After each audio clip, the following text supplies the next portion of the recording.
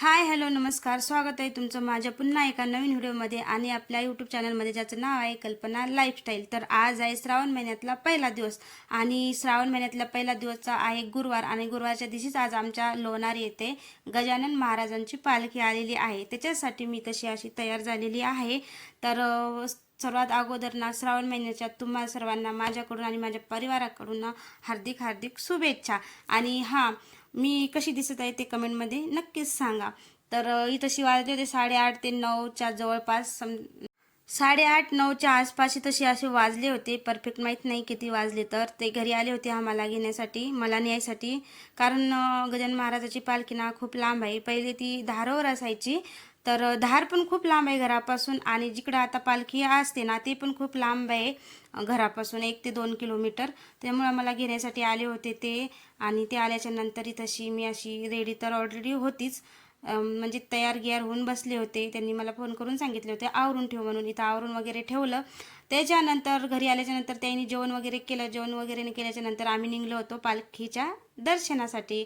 तरी तशी तुम्ही बघू शकता किती अंधार आहे, खूप अंधार आहे. पण एवढी पब्लिक आली होती, एवढी पब्लिक होती ना पालखीच्या दर्शनाला. म्हणजे लोणारच्या आसपासचे जेवढे खेडेपाडे आहेत ना, तर ते तर 6 वाजता पालखी आली ना की तेव्हाच लवकरच येऊन जातात. खेडेपाड्यावरली जेवढी पब्लिक आहे आणि जी लोणारमधली आहे जवळपासची आहे ना, ते उशिरा जाते. 9:30, 10, 10:30, 11 म्हणजे सकाळपर्यंत असते ना पालखी. तर मग केव्हाही त्यांच्या हिशोबानं ते दर्शनासाठी. तरी तशी तुम्ही बघू शकता. तर इथंशी आम्ही आत गावामध्ये आलो होतो, पालखीच्या दर्शनाला चाललो होतो. पालखीचं दर्शन म्हणजे खूप लांब आहे ती. पायी आता थोडं तर आम्हाला पायी जावं लागते, कारण ते तर आम्हाला त्यांचे हॉटेल जिथं आहे तिथपर्यंतच नेणार आहेत. तर त्याच्यानंतर आम्ही पायी जाणार आहोत. तर यंदा काही एवढा गर्दा पण नाही आहे. नाही तर गेल्या वर्षी पाऊस होता पण एवढा गर्दा होता ना की लगे उभं राहायला पण जागा नव्हती. एवढा पाऊस होता गेल्या वर्षी, तरी पण पब्लिक खूप होती. आणि यावर्षी तेवढी पब्लिक नाही आहे जशी पाहिजे तशी. का आम्हालाच उशीर झाला काय माहीत, का आम्हीच लवकर आलो ते काही माहिती नाही. आणि यावर्षी ना म्हणजे दुकाने पण काही चांगले नव्हते, म्हणजे घेण्यासारखं काहीच नव्हतं यावर्षी गजानन महाराजांच्या पालखीमध्ये. कारण गेल्या वर्षी ना महालक्ष्मीच्या समोर ठेवण्यासाठी एवढे चांगले चांगले साज होते, एवढे चांगले चांगले भाऊल्या, म्हणजे खूपच भारी फुलं हे ते लक्ष्म्यांच्या समोर ठेवण्यासाठी. पण यावर्षी तसं काहीच नाही, फक्त फुगे, पिना, टिकल्या, कानातले हे असलंच होतं. तर घेण्यासारखे काहीच नव्हतं. त्याच्यामुळं मी काही घेतलंच नाही, कारण मला काहीच आवडलं नव्हतं. तर त्याच्यामुळं तर आम्ही तशी पायी चाललो. त्यांनी आम्हाला हॉटेलजवळच सोडून दिलं. मग तिथून आम्ही पायी चाललो. तिथून पण खूप लांब होतं गजानन महाराजांच्या पालखीचं दर्शन घेण्यासाठी, म्हणजे मंगल कार्याला जायचं होतं, ते पण खूप लांब होतं. तरी तसे आम्ही आलो पायी चालत. तिथं मग मस्त पेढा वगैरे घेतला. तर हे बघा तुम्हाला दाखवते मी.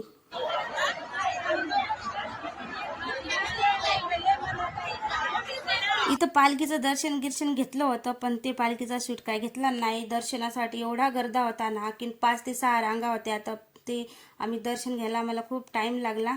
आणि दर्शन झाल्याच्या नंतर बाहेर आलो. बाहेर आल्याच्या नंतर थोडंसं इथंशी शूट घेतलं बाहेरचं. खूप पब्लिक होती, एवढी पब्लिक होती की विचारूच नका ती तशी. आणि मंगल कार्यालय ना इतकं चांगलं सजवतात ना, म्हणजे इतकं भारी दिसते ना, दुरून तर खूपच भारी दिसते. इथं मस्त छान दर्शन झालं. फक्त दर्शनाला एवढा टाईम लागला, खूप टाईम लागला, पण असो, पण दर्शन चांगलं झालं. तर दर्शन झाल्याच्या नंतर म्हटलं प्रसाद घ्यावा. ती तशी जेवायला असते, म्हणजे प्रसाद पण असते. घरी तर मी स्वयंपाक करेलच आहे, पण मी तशी प्रसाद घेतच असतात, सर्वजण घेत होते. म्हटलं चला घ्यावा, पण एवढा गर्दा होता ती तशी ना, एवढा गर्दा आणि एवढ्या पंक्ती होत्या ना, तर त्याच्यामुळं खूप टाईम लागला असता. त्याच्यामुळं मग तिथून काही प्रसाद घेतलाच नाही. तिथून आम्ही मस्त फिरलो थोडंसं. आणि तशी घोडा होता पालखीसोबतचा, त्याचे खूप लोक दर्शन घेत होते. मुलांना त्या घोड्यावर बसवत होते, त्यांचं दर्शन, त्याचे व्हिडिओ फोटो वगैरे काढत होते. तर म्हटलं चला आपण पण थोडासा त्यांचा शूट घेऊ. तर मी पण तशी त्या घोड्यांचा थोडासा शूट घेतला. त्यांचं मी पण दर्शन वगैरे घेतलं. मी पालखीत दरवर्षी येते, पण पहिल्यांदाच घोड्याचं दर्शन वगैरे घेतलं. एवढं काही फिरतच नाही, दर्शन घेते लगेच मागं रिटर्न 1-2 फोटो काढल्याच्या नंतर लगेच वापस जातो. तर यावर्षी आरामशीर दर्शन पण झालं. मस्त थोडंसं घुमलो फिरलो पण, बघितलं पण.